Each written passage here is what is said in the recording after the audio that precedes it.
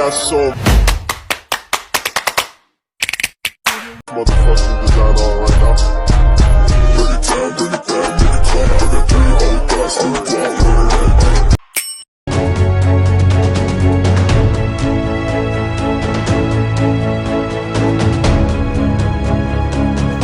Sunan Bonang.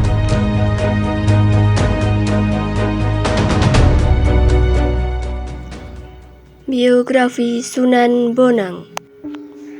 Raden Mahdum Ibrahim atau Sunan Bonang merupakan salah satu ulama anggota Wali Songo sebagai penebar syiar Islam di Jawa pada abad ke-14 Masehi. Sunan Bonang dikenal sebagai cendekiawan Islam yang menguasai tasawuf, fikih, usuluddin, kesenian, dan kesusastraan. Inti ajaran yang diajarkan Sunan Bonang adalah perpaduan antara ajaran Ahlu Sunnah bergaya tasawuf dan garis salaf. Sunan Bonang juga dikenal sebagai seniman yang berdakwah dengan menggunakan sejumlah perangkat seni termasuk gamelan, juga karya sastra. Konon, Raden Mahdum Ibrahim adalah penemu salah satu jenis gamelan dengan tonjolan di bagian tengahnya, atau yang dikerap disebut bonang. Dari situlah julukan Sunan Bonang disematkan kepada Raden Mahdum Ibrahim. Agus Suntoyo dalam Atlas Wali Songo tahun 2016 menuliskan bahwa Raden Mahdum Ibrahim atau Sunan Bonang merupakan putra keempat Raden Rahmat atau Sunan Ampel dari perkawinan dengan Nyai Ajeng Manila, putri Bupati Tuban, Arya Teja. Asal-usul dan nasab Sunan Bonang. Sunan Bonang dilahirkan pada tahun 1465 di Rembang dengan nama Raden Maulana Mahdum Ibrahim. Beliau adalah putra Sunan Ampel dan Nyai Ageng Manila. Beliau lahir pada tahun 1465 di Tuban, wafat pada tahun 1525 di Pulau Bawean. Nama lengkap asli yaitu Raden Maulana Mahdum Ibrahim.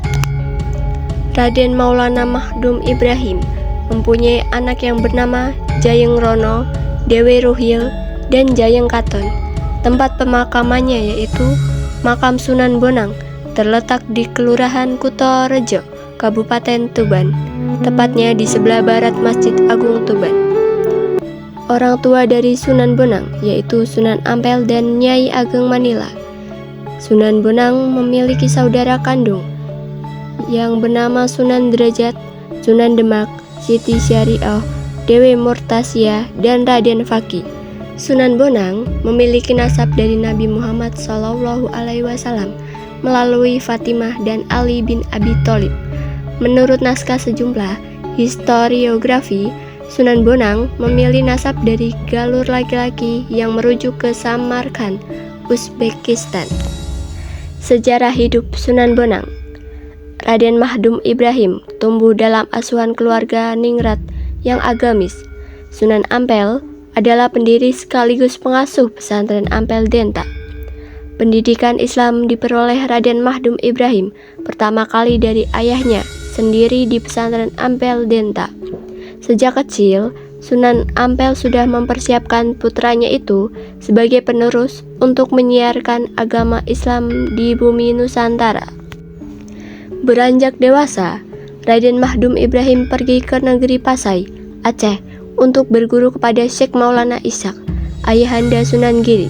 Sejak kecil, sudah tampak kecerdasan dan keuletan Raden Mahdum Ibrahim dalam menuntut ilmu. Selain dibimbing oleh Sunan Ampel dan Syekh Maulana Ishaq, Raden Mahdum Ibrahim juga berguru kepada banyak ulama lainnya. Hingga akhirnya, Raden Mahdum Ibrahim diakui keilmuannya yang mumpuni dalam penguasaan fikih, usuluddin, tasawuf, seni, sastra, arsitektur, dan bela diri silat. Kelak, keterampilannya silat Sunan Bonang berguna ketika ia mengalahkan seorang perampok bernama Raden Said.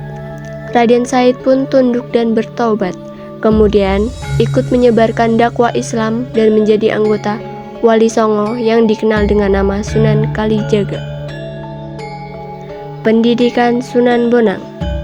Waktu kecil, Sunan Bonang berguru kepada ayahnya sendiri di pesantren Ambel Denta dan berkawan akrab dengan Raden Paku, Sunan Giri.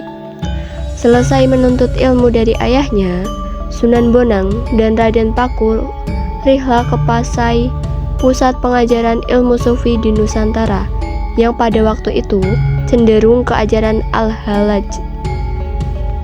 Tetapi setelah 1 tahun belajar di Pasai, ia kembali ke Jawa dengan alasan tenaganya sedang dibutuhkan untuk gerakan penyebaran Islam di Jawa. Metode dakwah Sunan Bonang merujuk dari buku Sejarah Indonesia Nusantara karya Rizem Aizid. Sunan Bonang menggunakan kesenian sebagai media dakwanya. Kesenian ini digunakan Sunan Bonang untuk menarik simpati masyarakat. Adapun kesenian tersebut adalah berupa seperangkat gamelan yang disebut bonang. Bonang adalah sejenis kuningan yang ditonjolkan di bagian tengahnya. Bila benjolan itu dipukul dengan kayu lunak, maka akan menimbulkan suara yang sangat merdu. Terlebih lagi, bila yang memukul atau menabuhnya adalah Sunan Bonang, pasti suara musiknya sangat merdu. Ia adalah seseorang wali yang mempunyai cita rasa seni yang tinggi, sehingga apabila membunyikan bonang, pengaruhnya sangat hebat bagi pendengarnya. Besar kemungkinan karena alat kesenian yang dipakai, inilah yang kemudian ia juluki Sunan Bonang. Ternyata media dakwah yang digunakan Sunan Bonang ini cukup mujarab.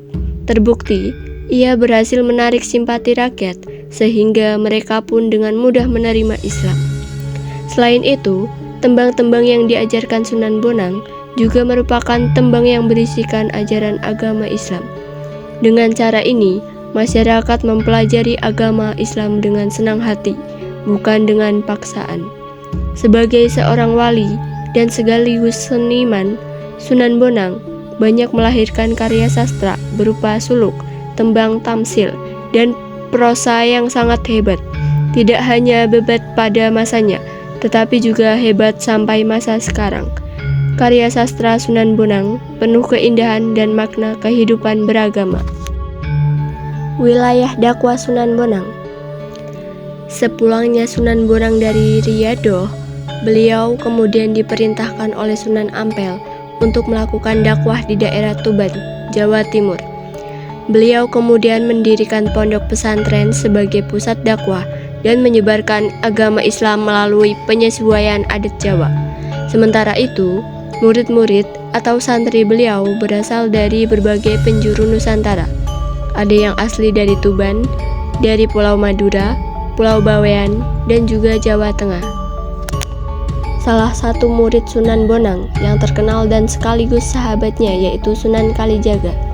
Menurut beberapa sumber cerita, Sunan Bonang adalah penanggung jawab atas penyesuaian adat Jawa ke Islam yang dilakukan oleh Sunan Kalijaga. Beliau mengajarkan Islam kepada muridnya dengan pendekatan unik melalui alat musik bonang dan juga suluk atau primbon yang hingga saat ini masih tersimpan di Universitas Leiden, Belanda.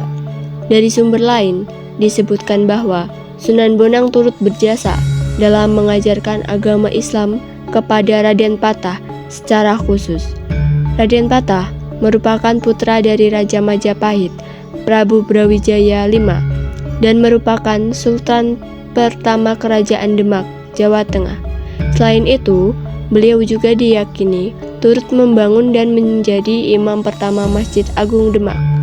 Maka, tidak salah jika Sunan Bonang sangat terkenal dan dihormati. Ajaran dan peninggalan Sunan Bonang.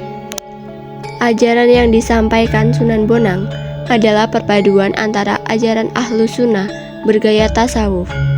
Selain hal tersebut, terdapat peninggalan dari Sunan Bonang, di antaranya yaitu 1. Makam. Makamnya dipercaya berada di 4 tempat, yaitu di Tuban, Lasem, Bawean, dan Madura. Saat ini, makam Sunan Bonang yang paling banyak dikunjungi adalah Kabupaten Tuban, Jawa Timur. Bagi para muridnya dan orang-orang mereka mempercayai ini adalah bentuk karunia yang diberikan Tuhan kepada Sunan Bonang, di mana jenazahnya digandakan di tengah perebutan para muridnya. 2. Kitab atau buku yang berisi pemikiran dari Sunan Bonang. Karya sastranya yang berjudul Suluk Wujil sebagai karya sastra yang paling terkenal. Kitab ini berada di perpustakaan Belanda. 3. Sumur Srumbung yang terletak di Kecamatan Sidomulyo, Kabupaten Tuban, yang airnya diyakini memiliki keberkahan.